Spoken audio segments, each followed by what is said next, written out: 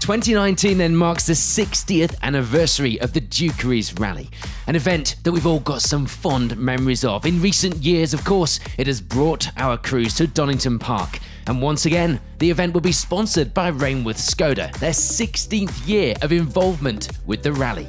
60 stage miles lie in wait for our crews then on and off the circuit here at Donington Park, and it would be Ian Woodhouse leading those crews away in the escort. Graham Coffey leading the four-wheel drive crews away second on the road, and he'd be followed by a number of crews all capable of, and of course wanting to take home a good result this weekend.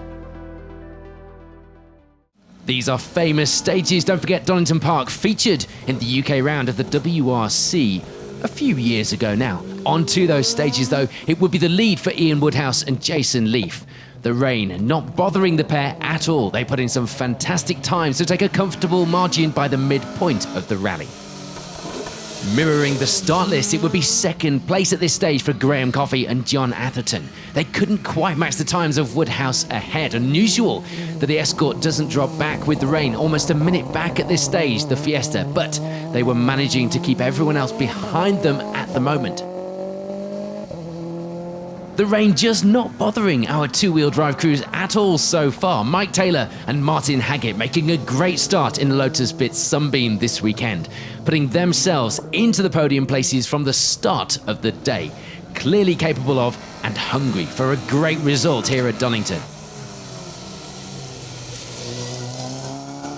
With the exception of our rally leaders, the times on the leaderboard were close. Just 2 seconds separating Dave Welch and Steve McNulty from those podium positions up ahead. They'd be wanting to push hard in the afternoon to try and see if they could climb up that leaderboard any further.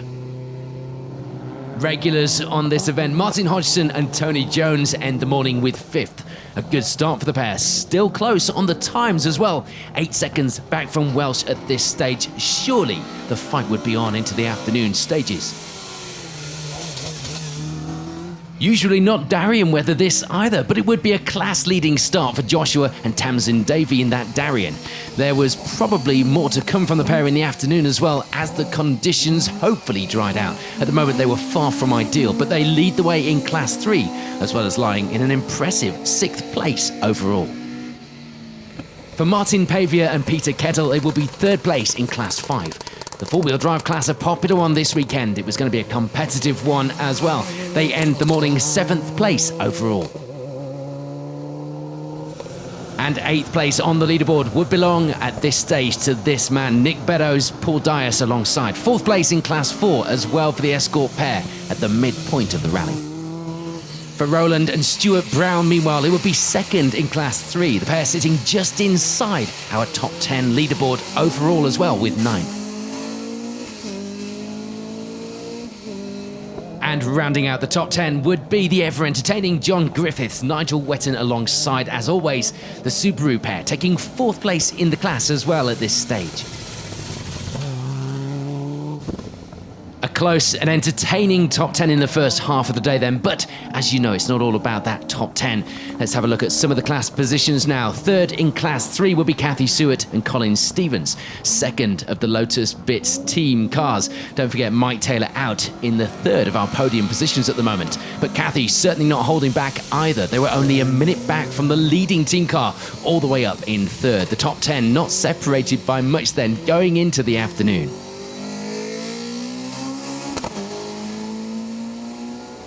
In Class 2, it will be the early lead for Chris Rook and Steve Harris. They lead the way in the class from 15th overall in the Corsa.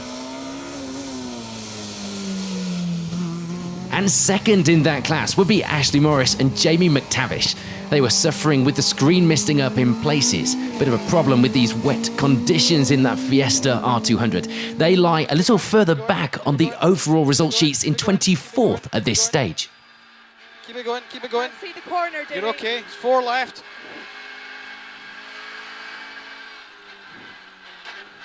Right, 9 right. On you go now, turn out, turn out. Yeah, that's it. Then 6 left, keep out. Chasing hard from 3rd in that class would belong to the father and son team of Anthony and Peter Mann. This only the 5th rally for the pair, 2 of which they only completed 1 stage due to gearbox gremlins. So they were going well for a relative lack of experience behind the wheel, and they had Morris in their sights. In Class 1, it will be the lead for Dale and Andrew Lawson, out in the MG ZR this weekend, and going well in the class, as well as lying in 30th on the leaderboard. Again, another fight to keep an eye on through the afternoon in that class. Second will be Jonathan Hudson and Chris Worrell. The gap not too big, 19 seconds to be exact. But with such close competition throughout the classes, it would be a hard fight indeed if they did want to claw that back through the afternoon. The gap back to third would be a little bigger, however. Not too much. Mark Annison and Ian Humphrey taking that final podium in the class for now. 33rd on the leaderboard as well, and still a bit of work to do in the afternoon. It wouldn't deter them though, even in these conditions. And getting in on that class battle would be this man, Ian Hambleton, Andrew Hambleton alongside. This only the second time out in the co-driver's seat for 17-year-old Andrew. He seemed to be coping pretty well, it had to be said.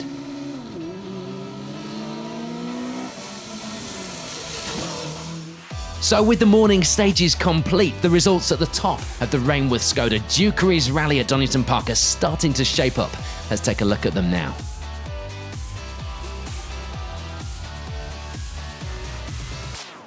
Let's head out onto those afternoon stages here at Donington Park and a look at some of our finishers. It will be a successful weekend all told for Dave Ledbetter and Kath Woodman, collecting signatures for a licence upgrade as well, so they needed a finish, not least because the crew drive the car to and from the rally to compete on a budget. It's a while since you've heard of anyone doing that, right? A great finish for them, showing that you can have fun without spending a fortune. After a morning of spins and getting stuck in the gravel, it would be a welcomed break in the weather for the afternoon stages for Michael Stanley and Adam Smalley. They could push a little more as a result. Importantly, they keep it on the road now. 49th place overall for the pair.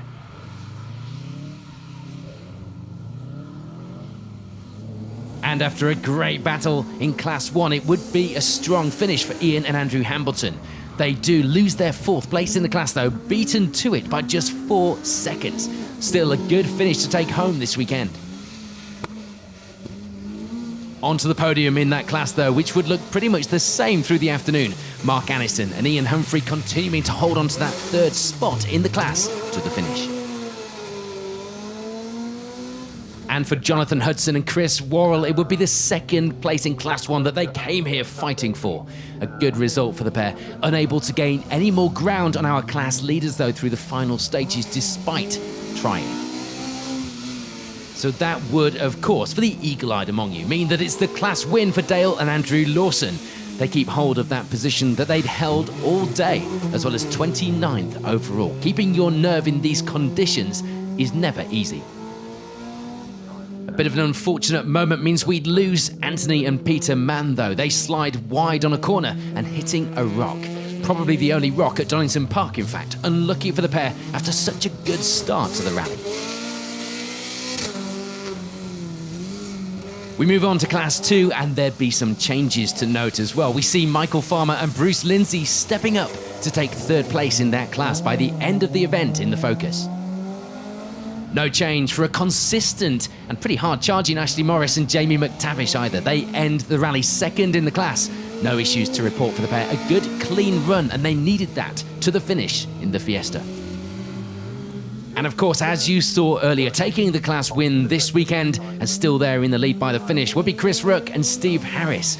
A strong run from them all day, taking victory by just 16 seconds. There'd been no change in that pink wheel-arched Lotus Sunbeam for Kathy Seward and Colin Stevens through the afternoon, which when you look at the overall result was a pretty good thing. They'd be happy to take 3rd place in Class 3, as well as a very, very strong 12th place on the overall leaderboard. We move on then to the top 10 leaderboard overall here at the Dukeries Rally, and it would be 4th place in Class 4 by the end of the event for Sean Weston and Dean Mevo in the Escort. One car which looks and sounds the part here at Donington Park this weekend is that Skoda R5 of Carl Simmons and Mark Glenister. They climbed the results not quite where they wanted to finish. I'm sure that their sights were set a little higher on the results, but a finish is welcomed nonetheless. 9th overall, 4th in the class.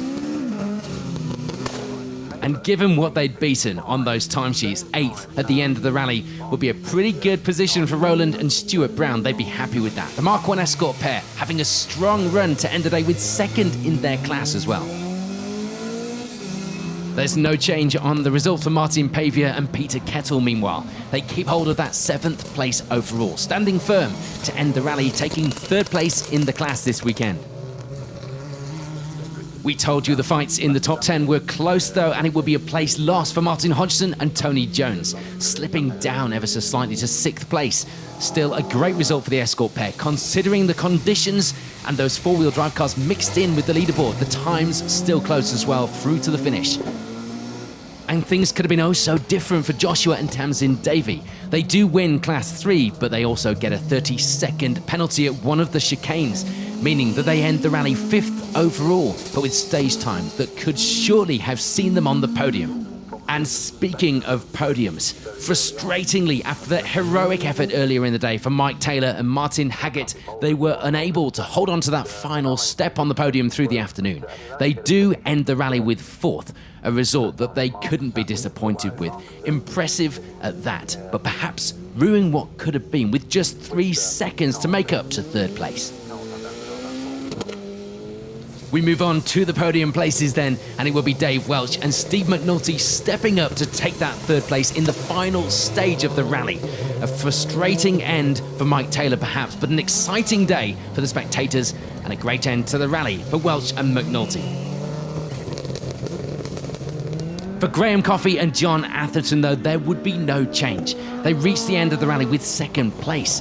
They would, of course, wanted victory, as everyone does, but 2nd place was a strong finish for the Fiesta pair. They also, with that, take the class victory.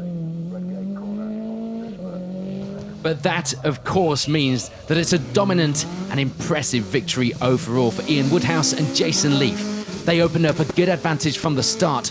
That helped them hold it into the afternoon, the confidence brimming. They take victory by over a minute at the end of the day's 7 tricky stages.